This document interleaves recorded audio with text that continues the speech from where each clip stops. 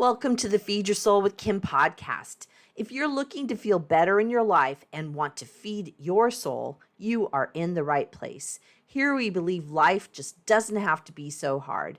I'm Kim McLaughlin and I'm your host. I'm a psychotherapist, speaker, coach, and best-selling author. In this podcast, we're talking about how to embrace play as an adult. Do you really have enough play in your life? I suspect the answer is no. As adults, we tend to focus on our to-do lists and all that we must get done during the day. The only time left over is the time we have to sleep. We're introducing the idea of play as self-care, which then makes it critical to our overall wellness and mental health. In this episode, we look at how to reintroduce play into your life. Remember, as a child, play was your job. Let's join us on the podcast as we answer these questions. Why is play so important to self-care? What are 3 ideas to help you determine what is playful and what is your plan for playing more? Let's get started. Hey everyone, welcome to the podcast. Today we are talking about wellness tools. I've done other wellness tools and you can find them on the podcast. Today we're doing wellness tool number 4, and that is playfulness is self-care. And I can put is as a capital, is self-care. We know that playfulness, playing is important and you've heard about it, but I think it becomes difficult as we get older to really be in that area of playfulness and engage in fun, and then to actually see it as part of our our overall wellness, because we know that play, when we are into play, it reduces stress, it increases your quality of life, and it is enlivening mentally and physically. So it is a super great tool to decrease that overwhelm. If we tend to go towards food as our way of managing life, the starting spot can be, do you have enough play in your life? And let's start looking about that. We want to first go to what is playful and self-care. So like, how do you know if you're being playful? How do you know if this is actually happening? Like I said, I think we lose track of what's fun when we get older and when we have a lot of responsibilities. And I think it comes back to that personal exploration, that personal wondering, what is fun for me? And every time, I promise you, when I've asked people, what do you do for self-care? What do you do for fun? What do you do for play? They look at me blankly and say, what is that? I've lost track of that. So let's talk about some certain ways to begin to determine that. And the first way is to experiment. I love this idea because this is the idea that we try different activities, try different things, and observe how they make us feel. Because if we're really in the spirit of play, we should feel good afterwards. We should feel taken care of and enlivened in some kind of way. And so doing activities and then asking afterwards, did that feel like play? Did that feel like fun? Is that my self-care? Because it could be, it's not your self-care. It could be, it was something that other people do that you think you're supposed to do, but it didn't really feel like fun. I was just talking with somebody earlier today about, where they live, and they go to the lake. And I said, oh, where you live, I don't think I could do it. I really love the beach. I love the ocean. And they told me that they don't like the ocean. So for them, it wouldn't be playful. It wouldn't be fun. It wouldn't be self-care if they were going to the beach. For me, it absolutely is play, self-care, and fun. So it is a personal determination. And remember that the things that work for others won't necessarily work for you. And it really is an opportunity to try again and experiment with something else. also spending time in self-reflection about what truly makes you happy. It's really, self-care isn't always about relaxation. It's about pursuing something that really you love. It can be enlivening, it could be active, or it could be low and or like yoga or something relaxing or meditation. It's really very personal, and I think it's determining what type of play you'd like to have and then doing more of that. I really like to encourage people to look back on when they were younger and what did they love to do? What did you love to do when you were younger? What did you love to do when you were single and you could do whatever you wanted? I spent a lot of time being single before I got married and had kids, and I look back and go, gosh, I love those things. And what for me, that when I started reintroducing those things that I used to do when I was single and when I was younger, it actually became very playful for me and really part of my self-care. And I would not have thought to integrate that into my life until I had this really self-reflection on what did I used to do? What was fun for me? And would I like to do that now? And would that be something that would embody play for me at this point in time? And what was interesting to me is that often I found that the answer was heck yeah.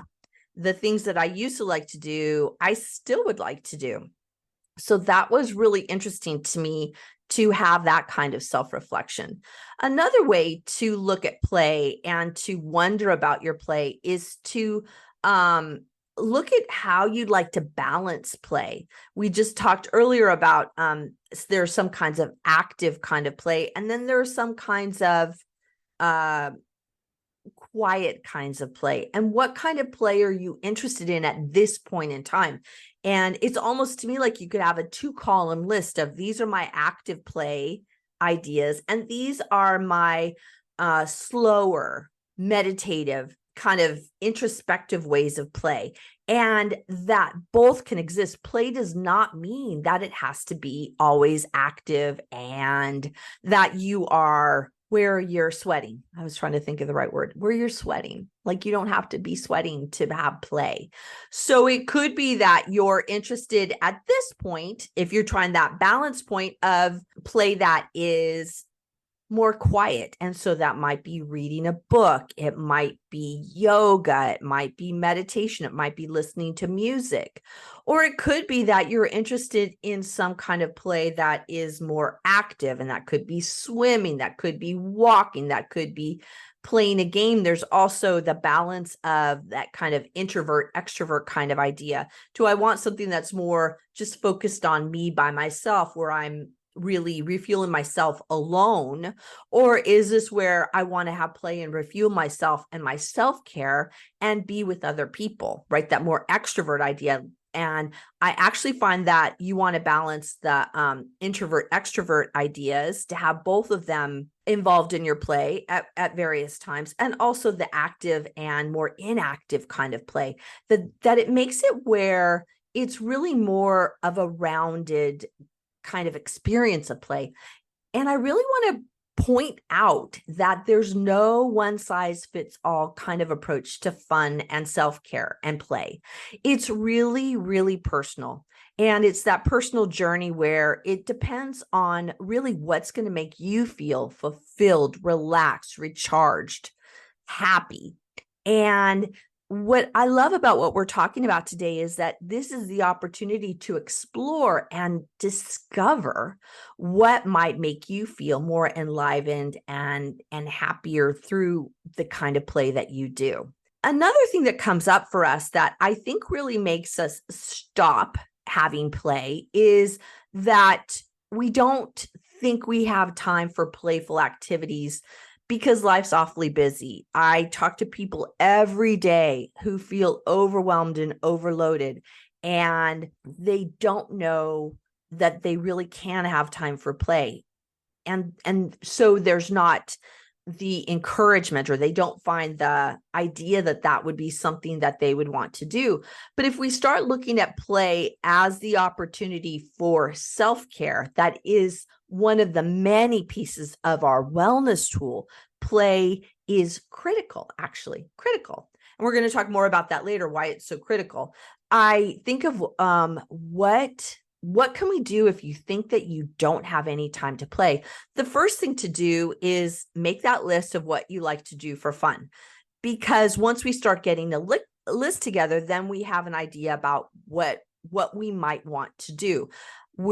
As we're filming this right now, we're in summer, and that often means we're going to do those summer kind of ideas. We wouldn't be necessarily at least where I live, we wouldn't thinking about going to the snow or any place cold, because that's not really where the sun is at this point, at least in the States. So it's making a list of what's fun and having it be seasonal, and having you look at what you might like to do. I've talked about this before, that I have a huge list of things that I add to. Actually, I have a new thing I want to add to my list today of things that I want to do, playful things I want to do. And I just read about something that some friends of mine have done, and I thought, I really want to do that. So it's going to go on what I call my 100 list. And so it's all these items on a list that I literally have written down. And I call it like my bucket list, the things that I really want to do. We've talked before about bucket lists in terms of your summer bucket list, which I'll link that in the show notes for you if you're interested in getting a copy of your summer bucket list. But it's really what's on your bucket list. What is it you want to do? And keep track of it, have a list of it, and then you can start going over what you want to do at various points in time. So that leads me to the second item about if you're feeling overloaded and don't think you have time, is making a schedule. So this is where I make my list and I put it on my schedule. I actually this summer have a list of things that I want to do and try. Some of them have been going to the beach. Check, that's been done. Obviously, I want to do that more. We have scheduled to go a family outing to a baseball game and to ride the ferry. I've been doing my stand-up paddleboard and our kayak. So those are things that are on my list, my playlist, so to speak, and they get put in the schedule. They are things that we do. We just went by the ocean last weekend, and it was on my list to use the kayak and the stand-up paddleboard. We took them with us. We took them out. I got time at the beach. So my play was we were really able to do it because I put it in the schedule. So that's something to do. And it doesn't have to be something big and monumental like going to the beach. It could be something smaller, like taking a walk, taking a bath, whatever it is that is your idea of fun. Put it in the schedule, because what we know is that what gets put in the schedule gets done. There was another idea that I came up about how to create time, or how to make time to have play and fun. And I love this idea that I read about, which is an idea of creating a mini challenge throughout the day. And it's this thought of challenging yourself to do something fun for a few minutes throughout the day. Like, what could I do that is not about driving to the beach, getting my stand-up paddleboard ready, going out on the ocean, but more like what could be something that could be done in a minute, 2, 3, 5 minutes? What's something that I could do that I could challenge myself every day to do something fun? I started, oh my goodness, one of the things I've been doing daily that is so much fun and has now become part of my play is I do Wordle. Wordle is a little it's on the New York Times website, and it's a 5-letter word that you pick the letters and you find out I think you have 6 tries to figure out the 5 letters for the word. Oh my gosh, that has been so fun. And that has been something that I've been doing daily as part of my personal play. It is just playful. There's nothing else I get out of it except it's a lot of fun and I make it part of my day. I also do some other things throughout the day that are just little things I do that are super fun. I have little things. What else do? I do an app, kind of a minute long meditation. So that to me is fun and playful and makes me feel good.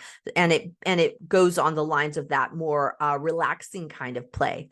But I have things that I do throughout the day, and this mini challenge really can help you add in play in a way that is small, bite-sized chunks throughout the day, right? What is play that I could do throughout the day? And the next thing you can think about is when it comes to play, we can sometimes not allow ourselves to do it. So finding support, who's a friend that might want to play with you? Who's a family member that might want to play with you? I promise you, if you have kids, they would love to play. They would love to do something playful. I was just out swimming last night with my daughter and she was super playful. And she said, I'm going in the pool. Who wants to go? And it's like, yeah, me, I'll go. And so we played and had lots of fun. So that was a supportive person that encouraged me to get into play. So you can help them get into play and they can help you. So you can assist each other in terms of being more playful. It helps add another line of kind of motivation, right? And then if you put it in you figure out what you're going to do, you put it in your schedule and you do it with somebody, the likelihood that you're going to do it is a heck of a lot greater. So those are some ideas about when you are thinking that you don't have enough time. These are ways to build time in. So lastly, what I want to do is talk about why it's literally critical for you to engage in more play for your self-care. It's critical. It's just not about escaping your busy life or your busy world, because what we know is that playing stimulates your mind, it stimulates your brain, it stimulates your body, and it just is a time of not being so serious about life. And it becomes a time of really creativity. And I was thinking of this term, creative juvenation, where you are that right side of your brain. You're engaging that right side of the brain in playtime, which we often don't do because we're so into get things done, get business done, pay the bills, all the things we have to do, make the dinner, go grocery shopping, that we do all of that left side of the brain and really don't play and have that right side of our brain. What I know without a doubt is that engaging in playfulness really makes me a better person, because I find that the more playful I am, the more play I do, the more when I come to the table with more serious things to deal with, I'm more centered, I'm more focused, I feel better. And it gives me this opportunity to balance out the seriousness of life and work and bills, along with the playfulness and silliness of just being totally like a kid and really being active in a different way. So I want to encourage you to try this. I want you to try, I love having doables, and I would love to hear, write in the comments, what is the playful thing you're going to do? What can you do today? Have a mini challenge of what's the playful thing you're going to do.